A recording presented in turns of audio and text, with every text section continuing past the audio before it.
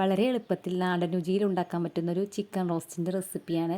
അപ്പോൾ ഇതിനായിട്ട് നമുക്ക് ആവശ്യമുള്ള സാധനങ്ങൾ 2 വലിയ സവോള, 2 പച്ചമുളക്, തക്കാളി. ഇവിടെ 2 എടുത്തിട്ടുണ്ട്. ചെറുതായത് കാരണം 2, വലുതാണെങ്കിൽ നമുക്ക് 1 മതി. പിന്നെ വെളുത്തുള്ളി, ഇഞ്ചി അത്ര മതി.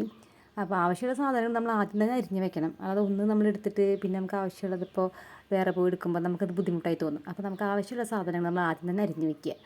എന്നിട്ട് നമ്മൾ എണ്ണ ചൂടായി കഴിഞ്ഞാൽ ഈ സവോള അതിലേക്ക് ഇട്ടിട്ട് നമ്മൾ ഉപ്പിട്ട് കൊടുക്കണം. അതിൻ്റെ ഒപ്പം തന്നെ ഉപ്പിട്ടിട്ട് നമ്മൾ നല്ലോണം വാട്ടിയെടുക്കുക. ഉപ്പിട്ട് നമുക്ക് പെട്ടെന്ന് വാടി അത് വരാൻ ഈസി ആയിരിക്കും. അപ്പോൾ അതായത് നമ്മൾ വേഗം ഉപ്പിട്ട് കൊടുത്തിട്ട് നമ്മളതൊന്ന് വാട്ടിയെടുക്കുക.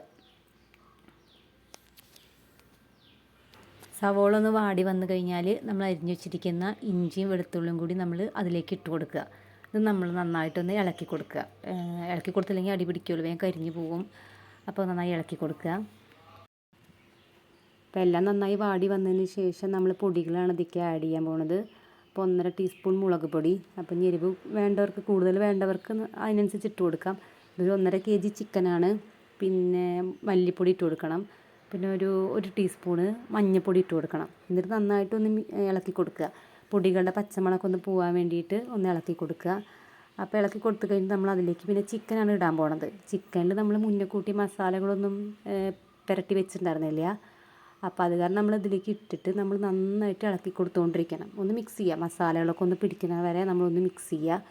നമ്മളതിൽ എന്തെങ്കിലും കുറവുകളുണ്ടോ, പൊടികളിൽ എന്തെങ്കിലും കുറവുകളുണ്ടോ എന്നുള്ളത് നമ്മളൊന്ന് നോക്കണം. അപ്പോൾ ഇവിടെ കുറച്ചൊരു ഉപ്പിൻ്റെ ചെറിയൊരു ഇതുണ്ടായിരുന്നു, കുറവുണ്ടായിരുന്നു. അപ്പോൾ അതൊക്കെ ഒന്ന് ആഡ് ചെയ്ത് കൊടുത്തിട്ട് നല്ലോണം ഒന്ന് ഇളക്കിയിട്ടുണ്ട്. നല്ലോണം ഇളക്കി കൊടുത്ത് കഴിഞ്ഞിട്ട് നമ്മൾ തക്കാളി ഇട്ട് കൊടുത്തിട്ടില്ല, അപ്പോൾ അത് ഇട്ട് കൊടുക്കണം. അതിൻ്റെ കൂടെ തന്നെ ചിക്കൻ മസാലയും ഇട്ട് കൊടുക്കണം.